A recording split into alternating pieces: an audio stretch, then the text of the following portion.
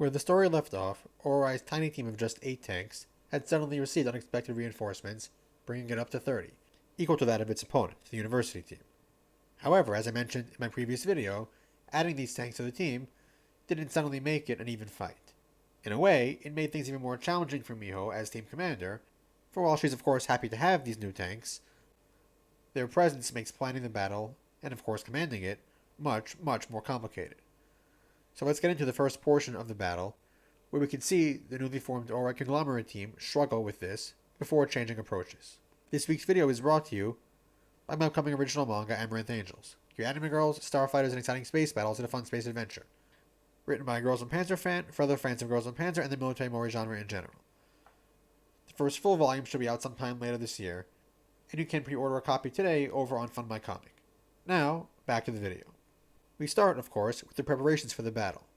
As I mentioned in the last video, it appears that Oarai was given some time to plan as a courtesy, given how drastically their team composition changed at the last minute. But in this short conference, we see some of the challenges of managing a team comprised mostly of girls usually commanding their own teams. There's some minor personality clashes, and of course everyone has different preferred tactics they want to default to, though those are unlikely to be effective here. It's more than a little chaotic, requiring a couple of the more forceful, level-headed personalities in the room to rein things in as they try to work. Faced with the sudden new information, and the new tanks, plus probably feeling a little uncomfortable trying to give unusual, complicated directions to her fellow commanders, Miho winds up taking a very safe, conservative approach when it comes to an initial strategy. She goes with a pretty by-the-book approach, dividing the team into 3 units: Sunflower, the primary group, with the team's heaviest tanks. Those best equipped to go toe-to-toe with the opposing Pershings form the bulk of that group, and they are eventually deployed to the strategic high ground. The hope being that they'll be able to use that position to inflict significant damage on the enemy from there, as the other 2 groups, Dandelion and Morning Glory, provide support from lower down so that the university team can't just flank and rush the hilltop team. They do of course exercise caution to try and avoid being flanked and carry out some recon. After all, the hill is an obvious point to capture, so it could be a trap, which it kind of winds up becoming. While a perfectly fine strategy in theory, this goes poorly for a couple of reasons. First of all is the Karl Geralt, which none of them knew about, so you can't really blame them here. It's also worth pausing here to note that this is part of the university roster even before Oarai got the reinforcements, which meant that our old pal Tankery Hill really pulled out all the stops to try and ensure that the match ended in the way he wanted. Second is simply the fact that the more honed, efficient university team simply outclasses the less cohesive, less disciplined, looking at Uchiatan, or a conglomerate team in a straight-up fight. But we'll get to more of that in a bit, so back to the college girls plus Alice. The Karl is really a crazy thing to bring, and a massive advantage even with Oarai having a full team now, as we quickly see. But that's only a portion of Alice's strategy. We see a bit of her planning things with her lieutenants at the start of the battle, and it's a sharp contrast to the somewhat crowded, chaotic conference that Oarai had. Their pre-battle preparation is quick, efficient, and to the point. These are girls who have worked together long enough that they're a cohesive team, with full confidence in each other. They don't even need to speak in person, rather just over the radios. And as I also mentioned in my previous video, this, more so than any other single thing, demonstrates how the numbers parity does not in any way mean that the battle is now an even match. Their plan is also fairly simple, but they have the better team and means to carry out something like that.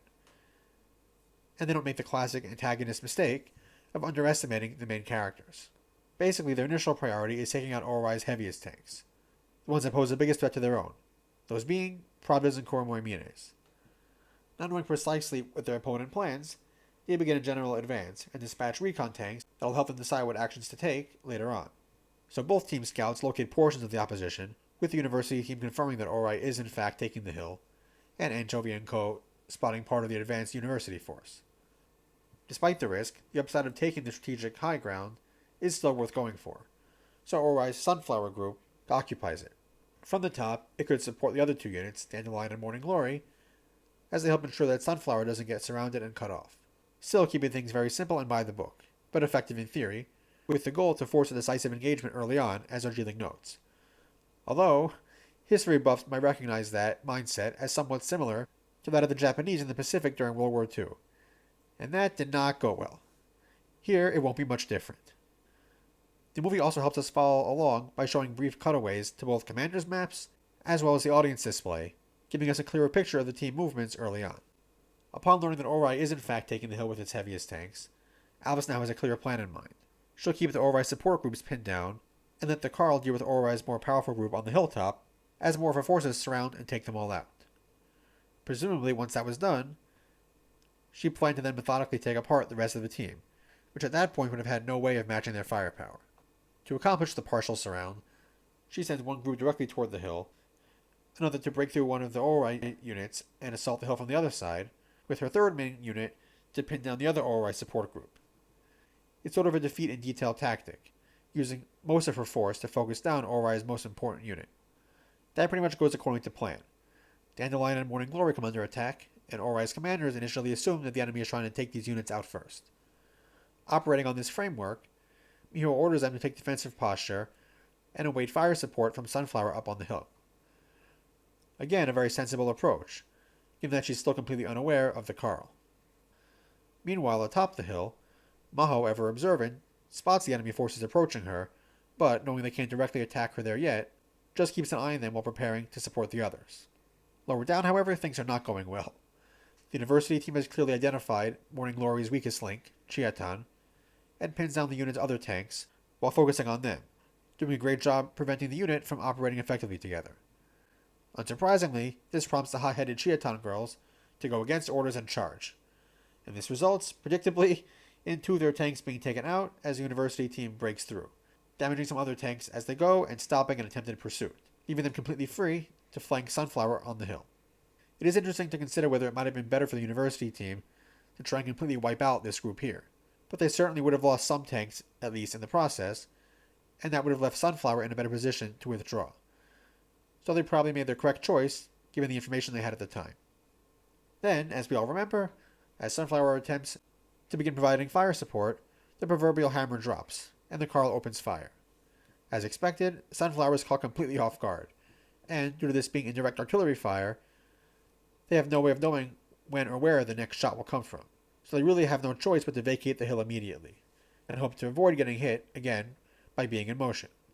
This of course leads them right into the university team ambush, and, faced with certain elimination at the hands of the Carl, and only highly probable elimination by charging right through the advancing Pershings, considering that it's obviously a better option than staying put or turning tail, since tank armor is usually the heaviest in the front, Miho gives the order to go full speed ahead, and regroup with the nearby Dandelion, which of the Oarai units is the only one that has managed to hold position and maintain full cohesion. However, this sends them right toward the additional advancing Pershings, which swarm over them. Here's where we get the iconic moment where the Pravda girls sacrifice themselves for Katyusha, deeming her survival more important than theirs, and they stay behind to delay the enemy. Not only to save Katyusha, but to give the rest of the unit more time to escape. The relatively narrow road makes this delaying tactic more feasible, as does the sudden downpour, which limits visibility. I also noticed that the Carl comes awfully close to landing some friendly fire hits here, so you have to wonder what's going through the minds of some of those university girls. But anyway, Katyusha doesn't want to withdraw, so she actually stays to fight alongside the KV-2 at first, but at Nona's urging, she retreats eventually, with the KV-2 providing a nice obstacle. Nona's aggressive action here as well, charging right into the midst of the enemy tanks and even ramming one, probably reference to the real ramming of tanks that happened a lot on the Eastern Front in World War II. She does a lot to slow down their advance, and really shows her skill, though she is, of course, taken out. After this, the Oarai Conglomerate team finally gets a bit of a breather, as the university team opts to regroup, as they'd gotten rather spread out during their pursuit. So they realize, as they monitor the enemy, that they have to deal with the artillery fire first.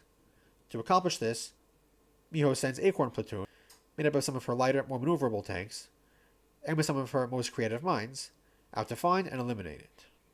They catch a fortunate break when, as the university team spots them, they think their approach was a feint, as they use the terrain to get out of sight, which it was, but not to draw off some of their tanks as Alice thinks, and certainly not an attempt to decapitate the university team's leadership. Alice's decision, possibly a rare mistake on her part not keeping tabs on them, to ignore them, allows them to freely move and locate the Carl. But they still need to take out the massive thing. It's here that, as I mentioned in the previous video, where things start to turn in Oarai's favor, as they shift to a more Oarai-style, creative, and unorthodox approach. The girls involved, particularly the members of Duck Team as well as Mika and Anzu, are particularly well suited for an unorthodox approach, and they get to work. The Sakyarvin polka scene, in which they assault the Carl and his 3 escorts, is of course one of, if not the most iconic and well-known scenes from Girls und Panzer their film, if not Girls und Panzer as a whole. And it's also one that there isn't too much to say about in a tactical sense, kind of in the same way that there have been insane feats and twists of fate in real-life battles that you can't do a proper, dry technical analysis of. But there is a bit I could cover here. Basically, the plan consists of using the BT-4 to keep the Carl's escorts busy, and of course to take out as many as possible, while the others directly assault the Carl to disable it. As far as that part of the plan goes, I have seen some comments noting that the real-life version of railway guns like the Carl were not really heavily armored, so pretty easy to take out with direct fire without needing to pull trick shots and shooting down the muzzle. However, the scene we do get is fun enough to justify itself, and it is reasonable to assume that they felt that with the relatively limited firepower their tanks had, that shooting down the muzzle was the best and fastest way to take it out. It would also be likely that they wouldn't assume that Mika and friends could take out all 3 of the Pershings, but she does manage that in a display that immortalized a previously little-known tank and saved the last surviving one. As that went on, the Anzio crew in the CV-33 failed to do much after being tossed into the air, but they landed in a position to serve as a perfect ramp for the Hetzer, which makes the shot and takes out the Carl. It's an unorthodox approach to be sure, though tanks in history have used odd things as ramps in real life, though typically not to jump off of. And with that, the first part of the battle concludes, with Oarai managing to survive, recover, and somewhat level the playing field. Their early approach was a mistake in hindsight, though at the time it was a sensible approach for Miho to default to. And as I mentioned earlier, it's at this point where the combined team starts fighting more like Oarai did in Season 1, and things start to balance out in their favor. And, all things considered, despite the mistakes in hindsight, Miho and everyone did an admirable job preventing the battle from becoming a rout here. Of course, that doesn't mean it gets any easier from here, and we'll be taking a closer look at the rest of the battle soon. If you enjoyed this video and like to support me when I do here, my books and light novels are all available on Amazon. And you can get early access to videos, sneak peeks, and updates on my upcoming military manga and other projects by subscribing over on Patreon. I also offer channel memberships now, which get you access to monthly members-only watch-along streams, in which we'll be watching Zoid's Chaotic Century, but with the original Japanese audio.